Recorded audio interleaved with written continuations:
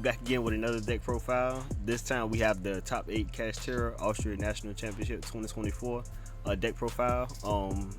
Anytime we have Kashtira, I love to just upload it and put it on the channel. Let's see what spice that they're working with. But I'm a fan of it. So let's get into it.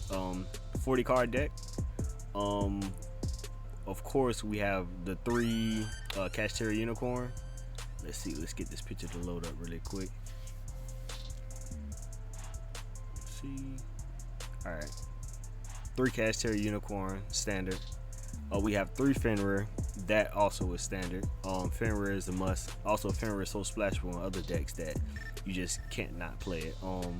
We have 3 Rise Heart, which is somewhat standard also. I mean, you never really. I mean, you have to play it. It's not like you can't play not one in the deck. We have 1 Scareclaw Kashtira. This right here is a must. We have 3 D shifters. Definitely a must. 3 Ash Blossoms. So this is a hand trap build. We have 3 Ghost Mourners and Moonlit Chills.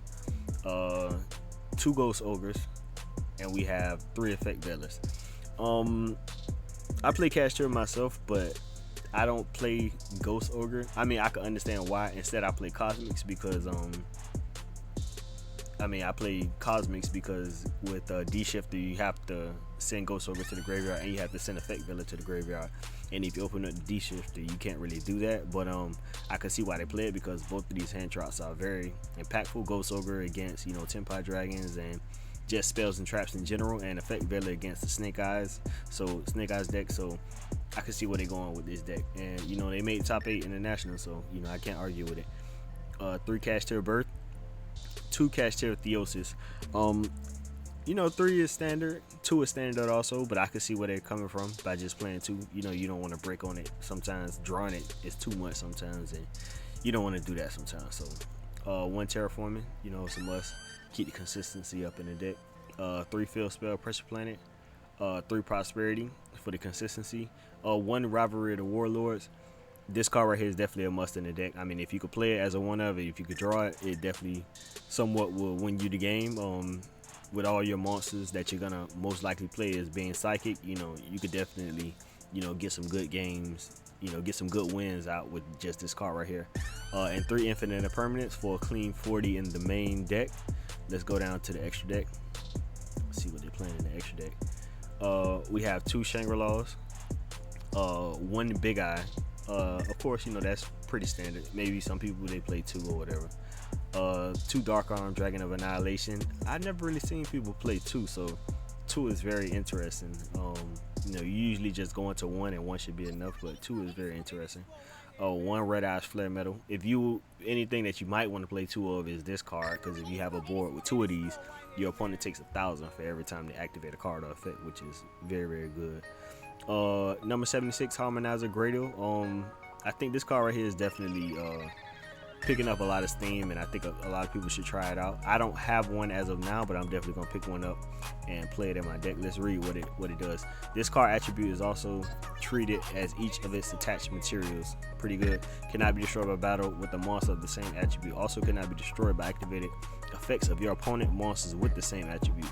Quick effect. You can target 1 monster in your opponent's graveyard, detach 1 material from this card, and if you do, attach that target to this card as material. You're going to use this effect of number 76 once per turn. So pretty good card. A lot of protection effects, and it's very, very good. You can play around a lot of things with this card. 1 Baguska. Baguska is Baguska. 1 Dracosac. 1 Zeus. 1 Typhon. 1 Ching Ying. This card right here is pretty powerful. You banish a lot of cards in this deck, so late game you can go into this and you could win some games with this. IP Masquerena. IP is IP. SP is SP. 1 Link Spider. I don't see why they would really play the Link Spider if you're not really, if you're not really going into the Heat Soul combo or whatever. It's like a waste of an extra deck spot, but I don't know. That's just me. But let's go into the side deck. 2 Lava Golems, pretty interesting pick. I mean, you can break boards definitely with this or whatever. So, I mean, I can understand it. 2 Ghost Bells. You have to have somewhat, a fight against for trap decks and the labyrinth deck, you have to have a ghost spell, because that deck is just, you let that deck gain too much advantage, it's kind of over with. 1 Harpy's Feather Duster, 2 Lightning Storms, pretty solid.